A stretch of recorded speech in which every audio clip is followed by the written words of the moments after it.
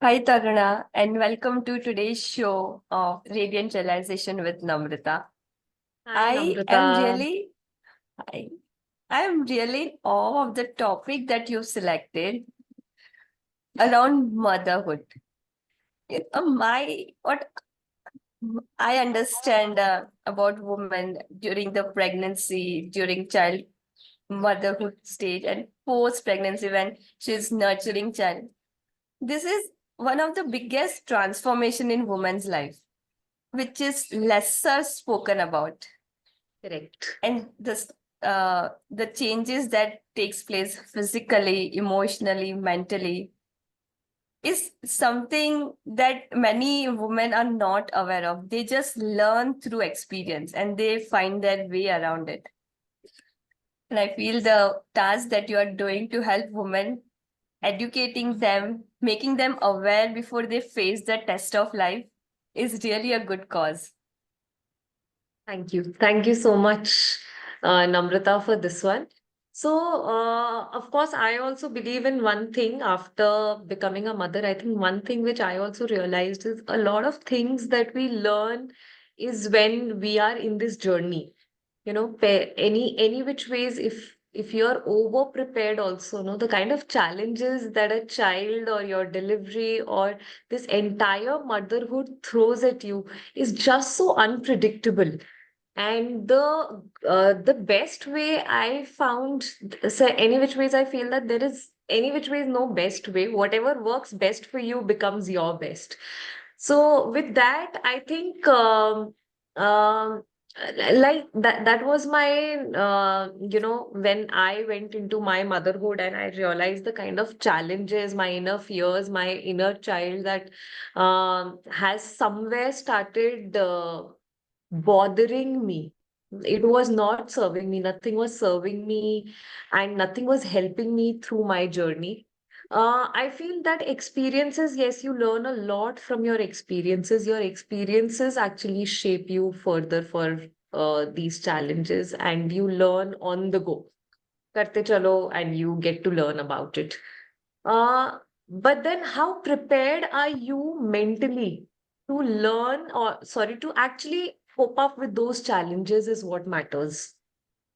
Because I have seen in my own journey, I've seen a lot of women hitting their rock bottom. Somewhere I also hit my rock bottom. And I've seen so many women, hitting their rock bottom, and few like me are fortunate enough to had someone's hand there to pull me up. A lot of us don't have that hand because we go quite unseen.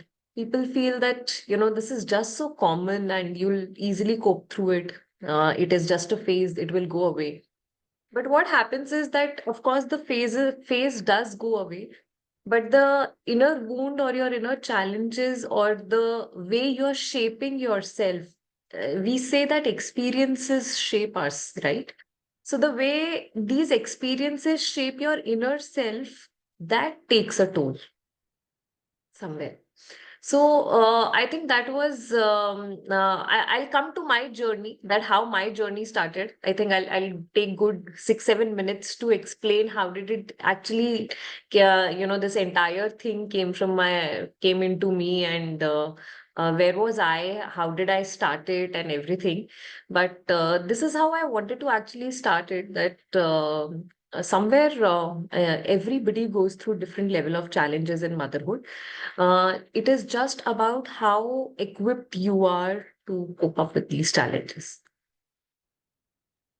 And I would love to hear about your journey now, Taruna. My journey starts from the day I was born, I think. So it's quite interesting. I'll take 5-7 minutes to explain my story here. So I was born in a very ultra nuclear family. Now, what do I mean by that is that both of my parents were in a long distance relationship for the first 20 years of their marriage. That was because of work commitments.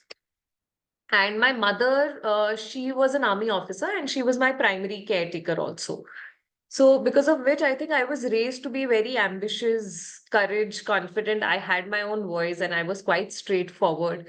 I was fun loving and everything that, bubbly, chirpy girl should look like. I was all that. Uh, and I think one thing which was very clear from my family side, or one thing which was my core value, was my financial independence. This is something that everybody in my family was very particular about, that a woman should always be financially independent.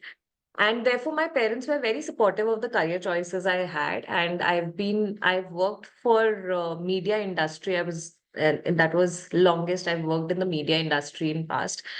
And with good big media houses. And then what I think this was a complete good system that I was sharing with my parents, my sibling, and everything. Just that I think one thing which was missing in this entire system was the emotional connect, because there was time constraint from my parents' end. So we never had that emotional connection and the normal sense of family, where you sit together, eat together types. That was something missing. And one thing which is missing, wo kahin na kahin, that becomes your deep desire also, right? Now, when I got married, I was 25 when I got married, and I attracted a joint family of 14 members. So I think it was a picture perfect combination in my mind. I was having a good career. I had my parents. I had this joint family, and it was so intriguing for me that, finally I would have a family set up, and something that was a deep down desire within me. So it was picture perfect thing that was happening in my life. Now, when I got married, little did I know that things will change. And in order to get myself accepted in the family, I used, I never said no to anybody. I would always end up saying yes. And I believe for the first 4 years of my marriage, I don't remember saying no to my mother-in-law ever. So imagine 14 members in the family. I was trying to please them all. And with that, of course, I got into people pleasing. Today, I can say I was a people pleaser. Back then, it was only that there was a fear of not being disliked, because that was one thing mujhe lagta tha, if someone starts disliking me, they start judging me. So the entire family system will start, we will not have that negative, will have that negative thought about me. So that's where I got into people pleasing. Now, while I was saying yes to everybody, the one person I was saying no to was myself. With that, I think I was turning a lot bitter, frustrated, anger. So, and everything in my life triggered me. Now, and with that, what happened was everybody used to correct me at some or the other point. And with that, the feeling of not being good enough also started coming within me. Now, when my child was born, I think one thing I wanted to do was just become that perfect mother for my child. And with that, being that perfect mother, um, more than enjoying my motherhood, that child became a project to me. So I wanted to do everything perfectly, because somewhere I was connecting my worth to that child. My worthiness was connected. Somewhere I wanted to prove that I can also do the best and I can be the best. And with that, somewhere I lost my own voice. I had lost my courage, my confidence, no clarity in life. Everything was somewhere going haywire in me. And when, there was the thoughts of joining back, resuming office was something which used to give me chills, because it got all my childhood fears back to me, that, this has happened to my family also, where my parents were working and I never had that emotional bond with my parents, and it is going to repeat with my child also. And that fear amplified so much within me that I finally decided to resign and I quit my job. So, the one thing which was the core value that my parents had instilled within me, I lost that also. With that, I think I had hit my rock bottom. And everything in the outer world was just so perfect, because I had that perfect husband. I had that amazing family, both in laws and parents. They were all there to support me. But one thing that was missing was me.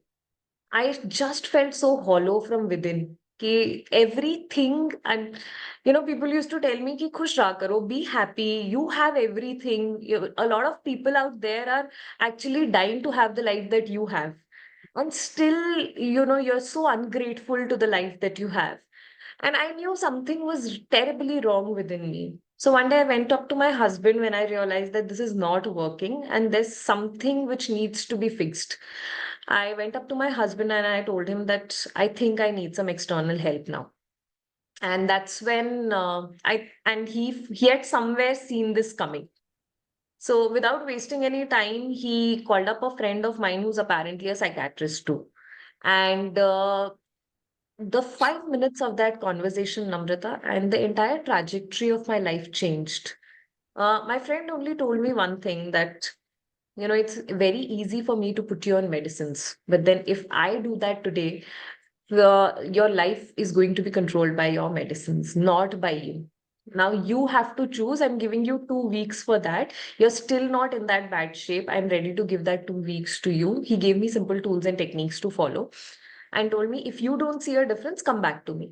I think that was the moment when I decided that this is it. I am not giving my control of life to the medicines, and I'm not in a situation, and I don't want to be someone who would want to give a wounded mother to her child. Right? The child was hardly 5, 6 months, and this is what I never wanted, that I give a wounded mother to the child. So that's when I started my healing journey. I started looking for different courses, different healing programs that I can join, and start with alternate healing modalities.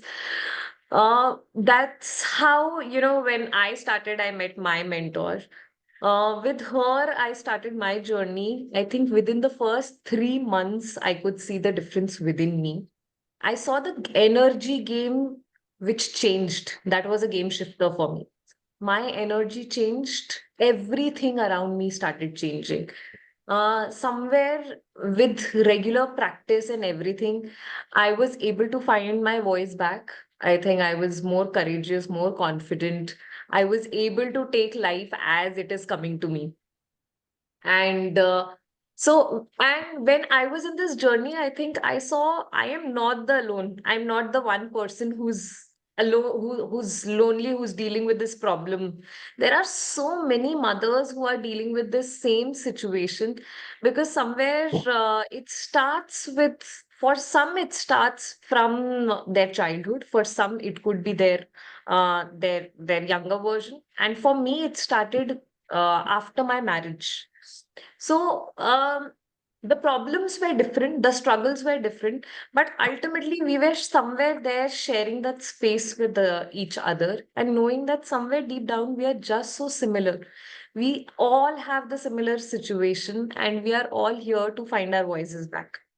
And with that, I realized that I think I found my calling there. I understood that my child does not need a happy mother. Sorry, my child does not need a perfect mother. My child needs a happy mother. And that's what my husband also needed. And for with this thing, my child was actually the driving factor for everything, the entire change that I took. And that's when I decided that this is what I'm going to take up as my career also. And I started my coaching academy.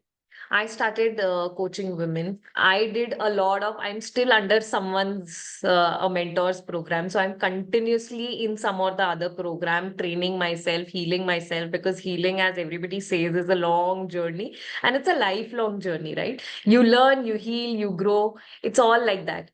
So, and that's how I think right now my child is 2.5. I've understood that ABC will be taken care of, but he needs to learn to be happy, to be secure from within. So these are the kind of conversations that we have now in our house. So I'm so happy for the entire thing, because somewhere when I went directionless, my entire family was trying to cope up with a situation that they didn't know how to do it. And today, while I am in a direction, I don't know if I'm in the right direction or the wrong direction. I don't want to label it somewhere, but I know that wherever I am so clear, and with that clarity when I'm living my life, I think. I got my family back. I got all my relationships back because I was terrible. I was getting just terrible with all my relationship. Today, I share one of the best relationship with all my loved ones. The ones who were not serving me are somewhere out of my life. And I think manifestation has just become so easy for me because back then I was a lot into my masculine energy, and today I see somewhere of my femininity also working a lot for me. And together, this combination has been amazing for me, and I feel that challenges are still coming in. Every day is a new challenge because you have a child. I have a toddler, so every day is a challenge. But how beautifully I'm able to lean through it, how beautifully I'm able to cope up through it. That's the magic of the coaching program. And today, with my one-to-one programs and my online and offline workshops, I've already impacted around 500 mothers and fathers together. And the journey it's a long journey. This is just the beginning. Let's see how it goes. But somewhere every day is becoming a learning for me. So that has been the beautiful part of this entire thing. Yes. Did I take long? All, all, all good, Taruna. So, in your journey, you did speak about shifting your self identity once you became mother, and shift in your self image, the way you saw yourself. Do you see this amongst your client or the people who come in your coaching program? And how does that impact he or basically she, mostly a woman who is going through this journey of parenthood? Hmm. So, so what you're trying to ask here, Namrata, is the identity shift that we see as mothers is a very common issue or a common problem or a common thing that we are all dealing with. Because suddenly in a day, your life changes, right? And all what as humans know, we have the tendency of connecting our identity to what we do. So if I'm mothering a child, I remember while I was on my maternity break and I had resigned and everything had happened, anybody who would come and ask me and I had to introduce myself, I would say, "Oh, I'm Taruna. I'm a mother of a 2-year-old." That was my identity because what I was doing, I was connecting my identity to that one thing, right? And that's how we all go about. So my all my clients that come to me somewhere are dealing with that identity crisis or that identity issue because we have attached our identity um, to being a mother. And that's not wrong because, the entire day, you being the primary caretaker, the entire day, all you're doing is just taking care of that child. So, of course, that is going to be attached to you subconsciously. So that has been there. With that, what happens is, of course, a lot of mom guilt, um, courage, confidence, clarity, some things that your identity is a very big word. You start losing all these small parameters of your life, and that's when it takes over your identity. So, and my client comes with the same issue with me, and the shift that they see, I tell them also, and today also on this podcast, I'm going to say the same thing that uh, this is a lifelong journey. 90 days, 180 days, or a year of transformation, and you feel the new you is going to reborn. No, because as soon as there's a new situation that comes in, our subconscious mind is aligned so beautifully. It has a lot of past memories that it will make you react in the manner that you have been reacting all throughout. So changing your subconscious mind or reframing that subconscious mind really takes that conscious effort, and we work on that conscious effort. So I also keep saying this one thing very how do I say that? That healing starts with awareness. So, more conscious you are about your present self, the more you're able to heal yourself, the more you're able to transform yourself. Right? Why do we do meditation also? One of the reasons that it helps you stay focused, it helps you stay in that present moment. Because half of the time your thought is going either be, udhar be, da da da da da da, here and there, and you don't know where exactly you are. Some things that has not even happened to you, your thought is taking you there as well. So, and with that, uh, Namrata, I feel your thought or what you think ultimately that is what makes you or breaks you. So, and shifting that consciousness towards your present, towards an empowering thought process, is what I do in my programs, or what I've been taught, or what I do for myself also. Okay, so Taruna, what are the common challenges that women face post pregnancy? Postpartum. सबसे पहला. So I think first is of course postpartum. Initially, what happens is, as I said, that your entire life changes in a day, because everybody was preparing you for that hospital bag, for pregnancy, for taking care of the child. How do you have to do this and that to the child? How do you have to hold the child? How do you have to feed the child and everything? But no one teaches you about yourself, because that's one person that is going to change, right? You are going to deal with lack of sleep, you'll have breastfeeding issues, uh, and so many different issues that you'll be going through in a daily life pattern that you have never experienced before. And suddenly imagine 24 hours back, you never had all this issue, and suddenly there's something which has come up.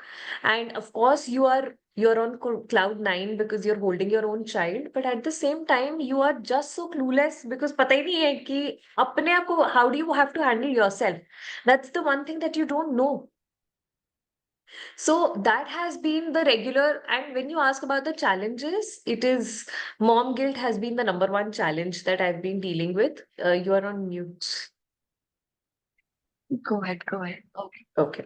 So, mom guilt has been the number one challenge that you deal with. Identity crisis, your boundaries with your child, with your in-laws, or be it your loved ones. Your relationship with your husband goes for a toss. Your priorities in your life changes. Your financial or your career choices change. Like for me, I wouldn't say career sacrifice, but then yes, a lot of women goes through sacrificing their career, right? Because they have to be the primary caretaker of the child, or the priority has shifted. And with that, when if you're working and you're right now at home taking care of the child, holding on to the homely responsibilities, a lot within you is also transforming. That you don't get to know on a daily basis, but see if somewhere, if you know, if we are going to reach out to the mothers through this podcast, I would want you to see the thought patterns that has changed within you. How negative have you been? How bitter are you? How और ये सारी चीजें ना, what I say is these are all hindsight feelings, because at the front end, because when you see your child, you're also smiling, you're out with love, and you feel nahi, these are all the emotions that needs to be ignored. But what happens is, because your subconscious has these emotions, somewhere it is trying to process. And now what happens when the child is doing something, you start getting triggered, you start getting angry on the child, you are not that calm parent, you are hitting the child is getting aggressive, the child is equally throwing a lot of tantrums, and you don't know how to handle it. Now, when you don't know how to handle the child, then comes a lot of judgment, your own judgment about yourself, the judgment from the external sources, from your friends, from your family. So that also starts coming in. With that, your self-worth, your self-esteem goes for a toss. So it's like having a bunch of problem in a beautiful garden. And from all the things that you told about a woman she would go through once she is out of hospital room, carrying her baby to her home, and then breastfeeding, child crying. At which point in time does mom guilt start picking up in a woman? Day one. It's a birth of mom guilt also, I feel. For me, I think personally, if I take my own example, the day my child was born, on the third day, I think I wasn't able to breastfeed my child properly. Oh my God, the kind of thoughts that I had, that कैसी माँ हूँ मैं? What kind of mother am I? Not even able to feed my own child, not even able to provide for the child that I've just given birth to. And then started the whole mom guilt journey. From there on, it starts. I used to leave my child, take a bath. In a while, if my child starts crying, I think I would go into mom guilt.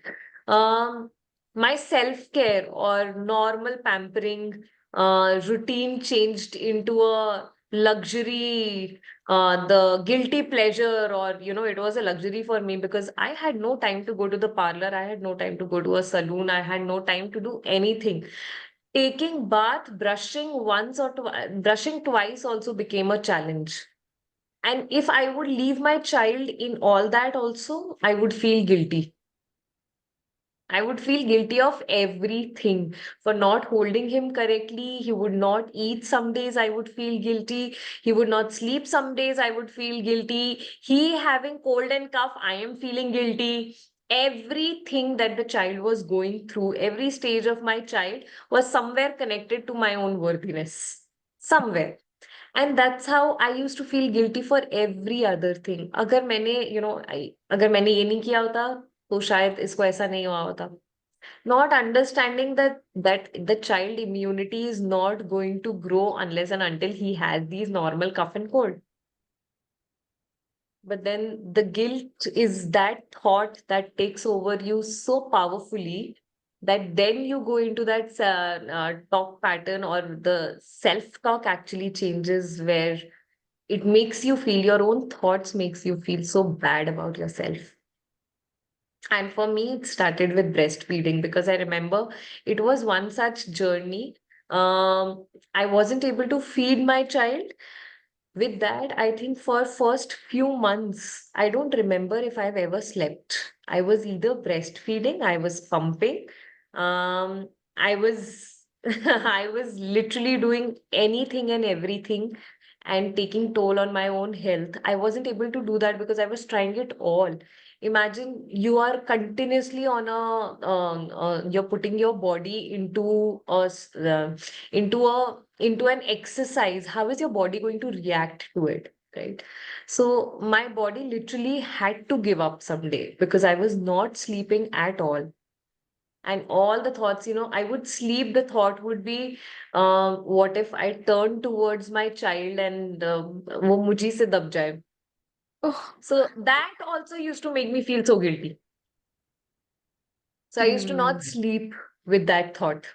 So the guilt took over me so badly. I think first 6 months of my childbirth, while that was one of the beautiful phases, but I think I was a mess. I was completely a mess, and that continued for a very few more months for me. Hmm. It really took me a lot of time to take control of myself, to change my own self-talk about myself. And I see a lot of my clients also have been going through the same thing. When you go to office, you feel guilty about not being there for your child, especially if your child is sick. These days are really tough for you because you take a choice, you take a call of going to office because you have a meeting also to attend. The days when you are with your child, you are again guilty because you're not productive enough in your office also. So this is a common guilt that I've seen a lot of my clients go through, and because of which we are just so unproductive in both our cases. We are not productive there also because when we are in office, our entire mind, while we are physically there, mentally we are with the child. While we are with the child, we are either on the laptop, we are on the phone, checking mails, doing everything. We are not productive here also because physically you are there sitting with your child, but mentally you are at work. So, and I'll come back to the same thing that these are all small techniques that has helped me. That being present at the moment was one of the key factors for my transformation. And I think it has worked beautifully for my clients also. Hmm. You spoke a lot about the triggers and how self-talk changes, how it impacts your mental health. So, in this phase, what is the role of compassion that you have for yourself? How will that change a woman's life? So, if you're going through, I think that is the only way, being kind to yourself. Because first, what happens is that we forget that we are humans. You know, there's so many good labels that has been given to a mother.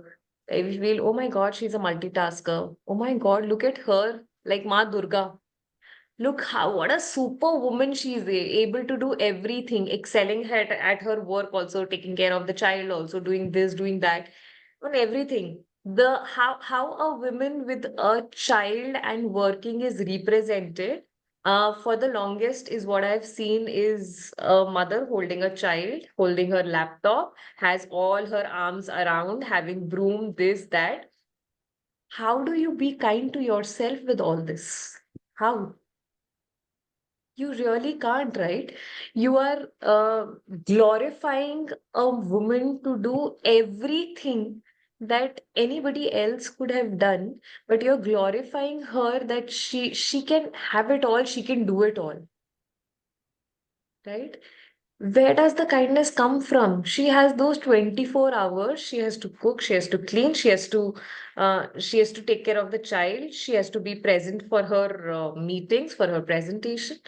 Where is that self-compassion that goes missing in this entire um world that she has just stepped in?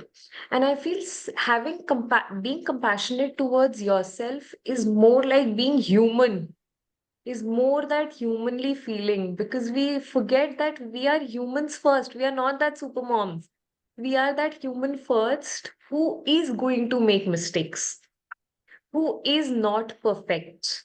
You know, when we say perfect, somewhere this is what my mentor used to say, and I've really picked on onto this line, that when I say perfect to myself, I say perfect to someone, something here and there, or to a different person. I am comparing that person to to God. Who am I to compare myself to a God? I want to become God. I need to be there, not here. And if I am here, which means I have to make mistakes, I will learn from my own mistakes.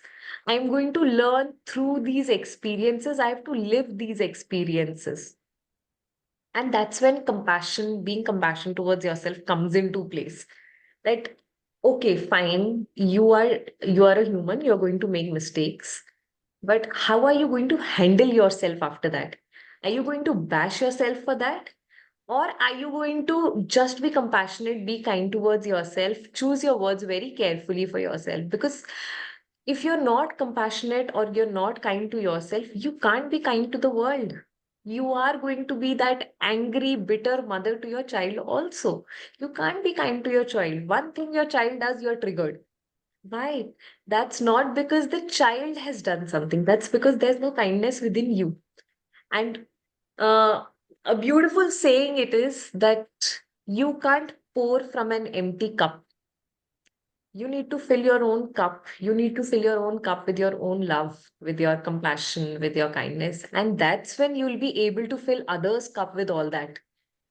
Back, 2 years back, if hypothetically you would have nichodified me, you would have only got hatred, bitter, this, that, because I only had that thing in me. How much I was loving my child, I didn't know where that love was coming from, but how much I would love him, I only had back in my mind for everybody else in the world. I was complaining. I was blaming them for something or the other. I literally blamed my own parents for a lot of things. For the longest of my life, I blamed them for all of the things. And I was the only thing that was missing everywhere was that there was no kindness for myself. जब मेरे लिए नहीं है, how do I give it to the world? So it changes when you are a bit lighter on yourself. You understand that you are here, you will make mistakes, and you're going to learn from your mistakes. And I think most of us are not that kind of person जो Ukraine और Russia की war करा रहे होंगे. We are not that kind of person, right? We are not doing that. So why do you have to bash yourself to a level that you can't do it? You're not good enough. You know, I've heard these are very sad moments, but I've literally heard female or mothers coming to me and saying that I just feel like giving my life away. I don't feel like living. And it starts from simple mom guilt. So it's like that. And the only thing I feel that goes missing is somewhere you've stopped loving yourself. You're not giving that attention to yourself. You're not being light on yourself. And uh, you're not forgiving yourself. And somewhere, if you're not forgiving yourself, you are becoming a hoarder from within. Because if you're not able to let go of yourself, your own faults, you'll never let go of anybody else's fault. And it will all be there in your mind. And guess what? Nobody in the world cares what is happening in your own mind, right? You are the one who's facing it. You are the one who's living it. You are actually living your own mind. You are that, your body is a chalta firta, your mind, right? And what you're giving to yourself, um, you're actually making a choice between treating your life as a gift or treating it otherwise. So, but it comes from this one thing that you really have to start working on these small things just by forgiving yourself, just by changing the way you think about your own self. Understood. Understood. Very deep insight you've shared, Taruna, and you've closely documented your journey for the benefit of other women, is what I feel. So, taking this forward, how do a woman manage parenting along with self-care? What would make her life easy? Um, Okay, so sharing two, three things that can help a mother manage her self-care and her parenting routine is one, having a routine. So people say me time is that selfish time, right? So you need to have that me time. Now, the best way of having that me time is, I would not suggest it. Firstly, I would not suggest it for the mothers who have just given born to a child, because whatever I'm going to say right now is not for these mothers, but somewhere in their routine, if they can tweak it, well and good for them, because everybody needs that me time, right? So, yeah, to aap, a lot of this goes as a funny joke also, that half of the males these days are found with their phone in the bathroom. And they're right there, right? Having that their me time with their phone. So, and women are getting quite frustrated because of this one thing. But I think, jokes apart, what you can do is what I have done, and what works for me, I can share that. One is having a routine where first thing in the morning is my me time. Like whatever I want to do with myself, I want to go for my yoga class, I want to sit in meditation, I want to read anything and everything I want to do for myself. I will schedule it in the first hour of waking up. And generally I wake up before anybody in my family wakes up, not because I have to cook, because I have to spend some time with myself. That one thing was a game changer for me. So I've started doing that. That has actually helped me. Second, I feel is a lot to do with gratitude. Once you start understanding what are the things that you're thankful for, that also gives you a sense of um, that also cultivates kindness. That also cultivates your self care. Now, if you're thanking your own body, so you're kind of cultivating kindness. You're kind of having that, you're giving that self love to your own self. So, me time, kindness, being light on yourself, and scheduling your day in a manner where you feel that if this is your work hour, let's say 9 to 5 is your work hour. That is your work hour. You're not going to do anything else. You have to balance it. People say you need to learn to balance your life, balance your life. That is not balancing, it is more about prioritizing. If 9 to 5 is work hour, give that time to your work hour. And know that there will be days when your child is going to take up your time. There are going to be days when your work is going to take your time. Don't mix the two together, and be okay with the fact that some days you're going to be here in one hand and some days the other hand is going to go up, and you should learn to be okay with it, because priorities is what will define you. If you have a lot of to do's, you are definitely going to be overwhelmed. Just pick what is the priority of this day. That is going to help you. So fourthly, what helped me was the 1% rule. That every day when I had 100 things to do, I would feel not good enough about anything, because I was ultimately not doing anything. I was overwhelmed. I was procrastinating. I would end up doing nothing and just sleep. So anything, so 1% rule here worked. In 1% rule, what I had, or this was given by some author, I forgot his name. Now this 1% rule says one thing: focus on only one thing, or 1% of progress, which means that you don't have to focus on the 99% thing. If today you have done something, just focus on improving 1% of this thing tomorrow. That's it, and that is going to help you. So I think these four things have helped me. Somewhere when I tell it to my clients also, I give them in certain exercises. But these four things are definitely going to help you in managing your own mom guilt. And in juggling all this responsibility, how can support system help you, like your partner, or family members, or extended family members, or maybe support staff to help you Support navigate this? starts, support system starts working when you seek support. So, it is so difficult for us to go and ask for support. For me, I think because I wanted to be that perfect mother, I wanted to do all alone. I didn't let my mother-in-law, my mother do anything for my child. And slowly and steadily, everybody understood that I would do it my way. They were happy. I was doing it my way. I would feel that, only I can do it perfectly. They won't be able to do it. And with that, the only person that was exhausted was me.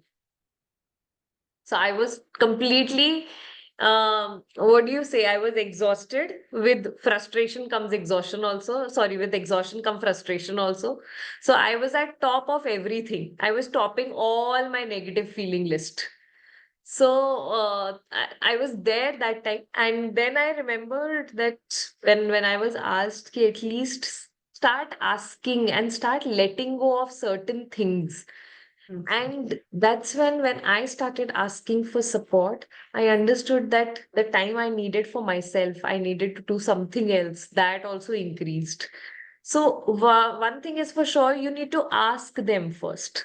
And there is no harm in asking. What happens is sometimes our ego also comes in between. मना कर दिया तो, if I feel bad, so अरे वो तो मना ही करेगी. She's तो not going to say yes. Especially if it is your in-law side of your family, you are hesitant about asking for help, and if they say no, then to the entire emotional wave is on another level. But my only thing is that ना ही तो बोला है. All they have done is just said no, right? Seek out help from someone else. Today is the day that everything is delegated in my house, because I know that I won't be able to give my best if I am doing everything. I had let go of everything for this podcast. Maybe today, my son had to go out, right? So my his nanny has taken him out. I'd Wow. requested her. My husband continuously helps me during my weekend, be it kitchen, be it house, be it everything. Only one thing that I asked him to do it. He didn't know, the other person doesn't know what you want. They are trying to help you in their best manner. right? Whatever they feel is best, they are trying to help you in that. But they don't know what is your best. For that, you need to ask. So I feel asking actually works. Support system, though, there is someone who's there to support you. Someone, all you have to do is just look around. You will find someone either in your family or you can keep paid helps. But at least ask them about it first. And once these people are there for you will see your entire day is so beautifully aligned because there's somebody there to take care of your child, even if they're taking care of your child only 70% of what you can do. You feel you are 100%, at least 70%, okay, given. For that 30%, imagine you are um, on the cost of your mental health, are you not able to sacrifice that 30%? कमी कर देंगे ना, उससे ज्यादा क्या हो जाएगा? But it all comes when you start seeking support, and when these people are here to support you, I think um, your mentally and physically, both ways, you are in a stable zone. You are in a happier zone because your me time or your happiness, of course, comes from the child, but that child is also giving you exhaustion at some point of time, right? So to get out of that, you really need to have more of your own time.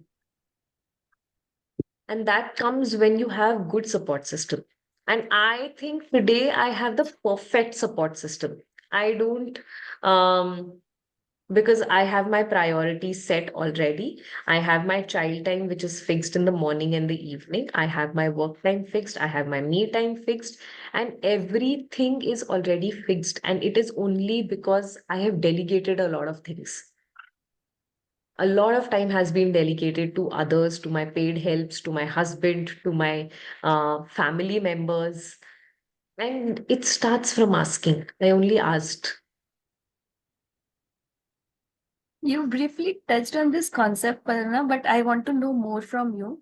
Like once a lady becomes a mother, how does her relationship with her spouse, her family members, how does it change? Because the focus is towards the baby, and baby would need that care, attention, love. Even if baby is not demanding, as a mother, your heart will go out to give best you can. In this dynamics, how does the relationship with husband changes? How it changes with in-laws if you're staying in a joint family? For husband, how it changes? I'm recently doing a workshop. I'm doing it on a weekly basis where I'm touching this one topic. And I say this all the time that what happens is when the child comes in, gradually, not immediately, but then gradually, what happens is you start sharing your room, and your husband starts to feel like more of a he starts to give you a feeling of a roommate more than a husband. Secondly, what happens is because the priorities has changed big time.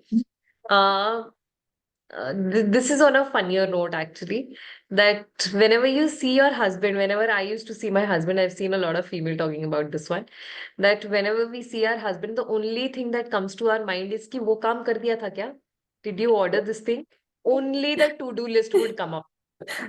So the relationship takes a toll because your priority has changed. Till now, of course, it has been your family, your husband, your siblings, but suddenly the child needs you more. The priority is going to change. Your thought is all around the child. So the conversation that you're having with your husband is never you and him. It is always the child after the childbirth. And of course, slowly and gradually, this one thing I feel um, and I tell this to all my clients also, that wherever you put your focus on, that thing is going to grow in your life. If you take out your focus from your relationship, from your husband, from your in-laws, that thing is going to go out. And what happens is, I've heard a lot of clients who would come to me and say that now we don't feel the same. The connection has been lost because somewhere the normal conversation, which was related to you and your spouse, has somewhere lost, has got the only thing that we talk about is the child, is family, and you guys just don't know each other anymore. And that has happened with me also. That was the only conversation we had was child. How do we make things better for him? What do we need to order for him? Things like that. And it was only on that. And somewhere, you know, there was a time when we both were sitting together, but we were just on our phones because we had nothing to talk to each other apart from that. Child discussion over. Let's go on the phone. It was more like that. So I think this is one relationship. Your all other relationships suffer after that child comes in, and so you really need to focus on your own relationships without feeling guilty. And this has to be followed from day one, at least with your husband. I think you should have 5 minutes in a day where you just sit and talk about yourself, your feelings. How was his day? How is your day? Minus the child, because you have 23 hours, 55 minutes for your child and to discuss about your child. You only need 5 minutes in the beginning of your childbirth. And gradually just take up, ask people to support you here, where people can take care of your child at least for 1 to 2 hours. If nothing works for you, half an hour is good enough. Go for a coffee break. Go Mm. out on a walk with him. Go out if you can for a dinner date, if that is possible. And one thing that you guys need to talk more about is yourself, you and him, and how beautifully I read it in some book that a woman needs love, a man requires respect, right? So this combination works perfectly well when when a man is giving all his love to the women, despite of a child coming in place, and a woman is giving all the respect and priorities to the child, to the husband also. And while we understand that initially it is very difficult to cope up with everything together, and people also understand, your spouse is going to understand, your in-laws are going to understand this, your family is going to understand this. But I think taking out 5 minutes every day is a conscious call that needs to be taken, because as I said, wherever your focus is, that thing is only going to grow. Apart from that, everything will only bridge, oh sorry, the gap will increase, there will be no bridge. And when the gap increases, that's when they say that the divorce rates have also started going up after childbirth. There are researches that talks about a lot of divorce rates that has gone up after childbirth. That's only because one thing that goes missing is normal communication between the husband and the wife. So this is one thing. And what before you ask me, I am only going to give you few tips if that works. Yeah, please. So All yours. I think two, three things that can work here that I've already spoken about. One, that 5 minutes of having your own time, going on dinner dates if that is possible, or the beautiful thing that I learned in my journey was understanding the love language of your husband and understanding the love language vice versa of your wife, because both of you will have different love languages. If one person likes to spend quality time, maybe the other person likes more of act of service, right? So you need to understand what works for you. If people don't know about the five love languages, I think you can just Google it, check what are the five love languages, which one are you able to resonate to more, and which one is your husband resonating more. Give more of that to what they want, and that helps. Nice. This Secondly, is what really, there is please. one thing more that we need to understand is that you and your husband, especially, I'm only discussing husband right now. We'll go back to other relationship. You and your husband are the core team. So treat yourself as that inner circle. It is the inner circle. Inner circle comprises of you and your husband. The second circle will have your kids. Because remember one thing, that once your child turns 5, then your child turns 10, the child might not need you, right? For all the things that you have been doing. Your child turns 20, the child will not need you at all. And you will be here sitting and saying, oh my God, I did so much for the child. And today the child even does not even have that 5 minutes for me. And for that 5 minutes, you will be crying 23 hours, 55 minutes. So for that, saving that 23 hour, 55 minutes, give that 5 minutes to your husband today. Because that's how the child 5 years down the line is gone. At least you and your husband, you will be having a strong bond. So that is your inner circle. And everything around the child has come because you and your husband were together, right? So that's that core team. And apart from that, everybody comes in that outer circle. You guys sort yourself, everything around you is sorted. So I think that needs to be treated this way. It shouldn't be mummy and baby in one team and papa in another team. It should be mama, papa, one team, and baby wants to be wherever the child can go out. And how can grandparents help the couple who just had a baby? Grandparents, I believe, is one of the biggest blessings that anybody can have. I can see it from my own child because I've seen how my parents or how my in-laws have um the love that I see in their eyes is just so priceless. It makes me forget everything. Sometimes I feel so bad ki, oh my God, wasn't this there for us? Of course, raha hoga. But then now that I see it for my child, and that's one feeling that even that your child should witness, I feel. And for this one thing, I feel they are a blessing and they should be around while your child is growing up, because you never know how time is, how their health condition is. So as much time as you can give your child with their grandparents, I think that is one thing, sure, out of love. Secondly, how can they support is if they are at home, uh, even if you feel that, they're not capable enough, it could be because of the health reasons also, that they're not capable enough or they do not have that enough strength to run around a toddler, have a paid help, but have them around.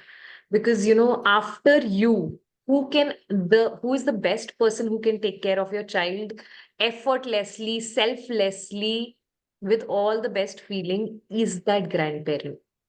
So they need to be around. If you can keep them, I think that's the best thing, that if you can have them, not keep them, that's not the right word. If you can have them around, for both emotional growth, for both your family ecosystem, I think that's the best thing that you can have, and they're the best people to trust, right? Rather than trusting a daycare or anybody else, the third person. I think they are more accountable, they are more responsible, and they are going to do better than what you do. I've seen my parents and my in-laws, they do better than what I do. So when they are around, I feel that I have more of my own time. I can do whatever I want to, because then I'm all done. Ki le lo, give that child to them only. And they are also happy because that's what they also want. So I feel having them around is a blessing. And see how you can, your own relationship somewhere starts changing. I'm sure you will have a lot of conflicts because the parenting style that they had and the parenting style that you have is going to be very different. But from my experience, and I think there are a lot of time that you come to a consensus, and there are a lot of time you need to weigh the situation. There might be times where you will end up compromising, but there are few things where you can set boundaries, set clear boundaries. And that clear boundaries can't be for everything. It can be for certain things, right? For the child, you would want the bacha shouldn't have chocolate, or maybe you're giving sweets only once a week. And but the grandparent generation does not understand this one thing. They would want the child should eat it every day. They would want to pamper the child, right? So somewhere you need to come to a consensus that how they can pamper and how they can't pamper. What are the other ways that they can pamper the child if this is something that you don't want to compromise on? So still look for at least 5, 6 things that you just can't compromise on. Communicate it to them. Tell them that what exactly is your expectation from these 5 things. Why are you doing that exactly? Mostly they understand. And for other things, I'm sure you will have to come to a consensus, because if you are in a situation where 70% of the time the child is spending with the grandparent, you would want the happiness for both the parties, right? So somewhere you will have to come to a consensus and be okay with that if your 5 things are getting sorted. Hmm. That Okay, way. so I understand generational gap and different parenting style, but have you observed a scenario where spouse have a different parenting style, even while Always. the kids are growing, or even at the toddler age also? Always, always. Spouses will definitely, because both husband and wife come from a different family background. They have different value system, they have different thought process, right? And with that together, they have come together to nurture a child. Now, a mother will have a different parenting technique, father will have a different parenting technique. The same thing which implies here is there are certain things that you would really want. Ki ye to this I would want to do it for my child. Ask or tell your husband what are you trying to achieve out of it. And again, there are certain things that you should learn to give up, because you know what happens is, I forgot the term. There is a term which is used for it is called mother's gatekeeping. I am talking particularly about mothers because I've handled a lot of mother clients here. Mother gatekeeping is a term where the mother is just so protective about the child that she doesn't want anybody else to give their feedback to. She would want कि अगर if the husband is taking care of the child or the father is taking care of the child, the father should take care of the child uh, her way. The father should follow her way. And that's where a lot of things, your own relationships get hampered. The child, the father is not able to give that amount of love to that child also, right? Father में जब वो belongingness ही नहीं है, how will the father be able to express his love in a manner that he wants to? And for him to give that 100%, you need to understand that you give 50% to the child, let the father give 50%. If you are equally handling the child, if your parenting are like that. If it is 70-30, then divide it in 70-30. But then when what happens is that, there are mothers who would want to be that helicopter mommy, that bol diya hai father ko chalo you change the diaper, but she will look around, no, no, no, no, you don't have to change it like that, you don't have to tear it like that, you don't have to do it, don't touch him like that. Imagine someone doing that to you every now and then, trying to poke you like this. No, no, no, don't do it. Like, how are you going to give your best to your own child? You can't, right? So you're not doing justice to yourself because you're trying to control the situation. You're not letting it go. It is there in your mind. And somewhere you have attached your worth to that child. And I think more than anything else, the child becomes a product to you. कि उसको आपको अपने हिसाब से घुमाना है. And with that, your relationship, your husband would be like, "Okay, if you want to do it, you only do it. Take entire responsibility. Nobody wants to do extra job. Nobody wants to do. You are doing it, good. Take it your way. Do it your way. Then tomorrow, please don't. Then the husband has all the right to tell her that tomorrow don't come crying and saying that I am doing everything. I am exhausted. I am overwhelmed. You have absolutely chosen this way for yourself, right? So for getting everything in order, best way to handle is let him do his way, you do your way. When he is there and you have asked him to take care of the child and you feel that you're really going to be that helicopter mommy, move away from the situation. No extra observation required. Let him handle his way. He will also try to figure out, no? He needs to learn. So that has to happen. And going further, what happens is the parenting style is every time is going to be different. Like today, the kind of conversation me and my husband has is I want a CBSE board for my child. My husband wants an ICSE board. And together we are talking to each other with half knowledge, with our experiences, right? Let's talk. We are trying to give our best only with the experiences we had. And what we understood is if we go together deeper, research about the topic with an open mind, we will get to know what is best for the child. Because the intention is to figure out what best are we going to provide together to that child, not our way, not his way.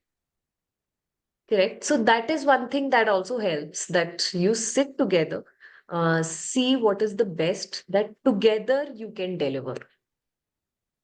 So that one way is also works.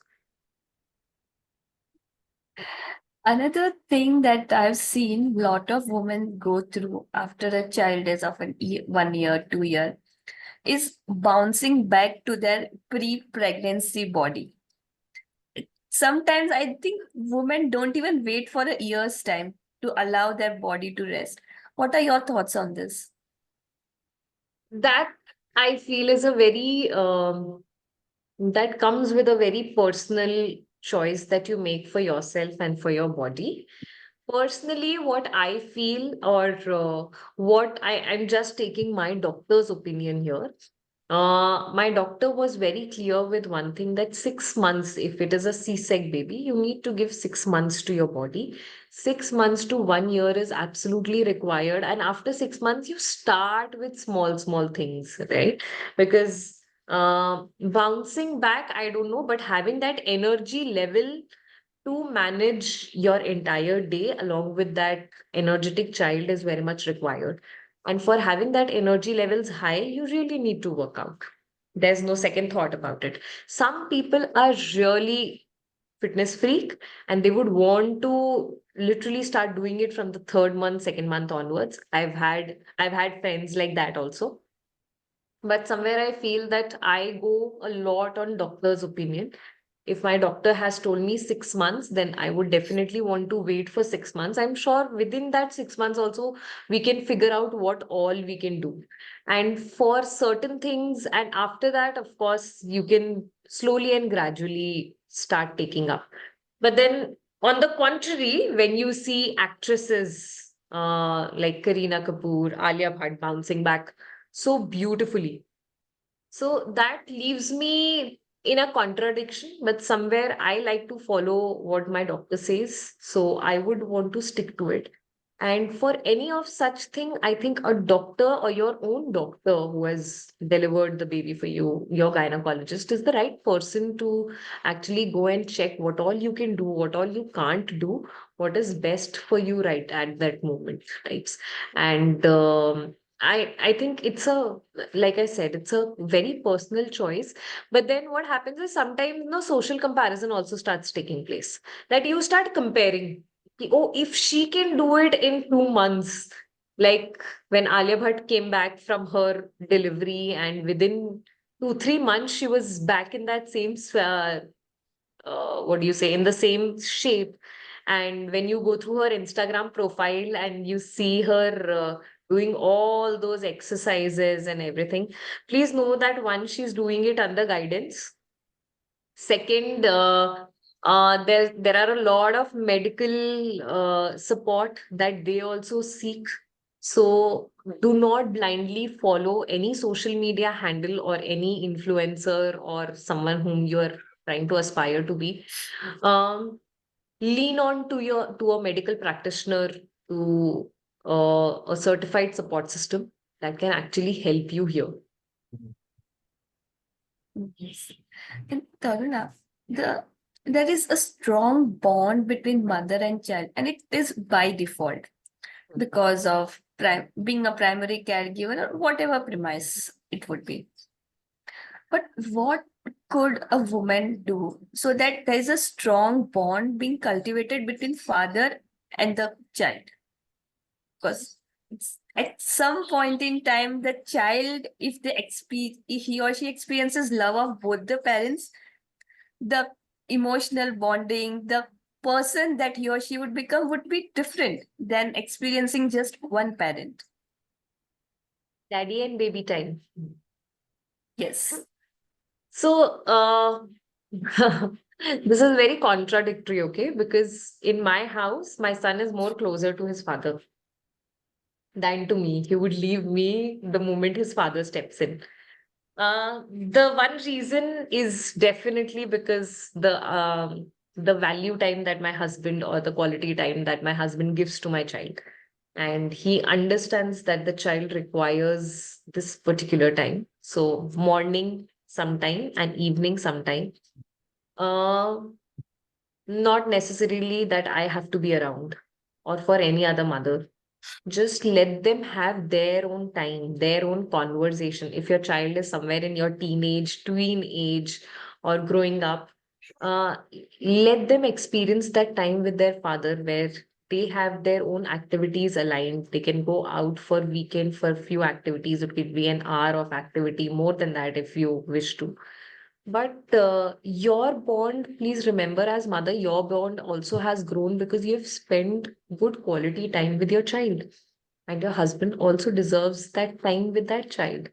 So, for having that 50-50 parenting approach, the child has to spend equal time with his father also, with his or her father, is what I feel.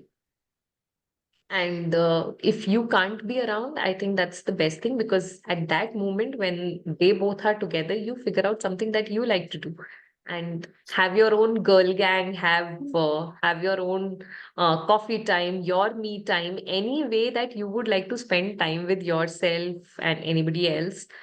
You have that moment of luxury and let them have their time together there. Yes. Let's say you've brought in a lot of difficult concepts or difficult thing that women go through during this period, like a pre-pregnancy, during pregnancy, early motherhood, then the toddler phase.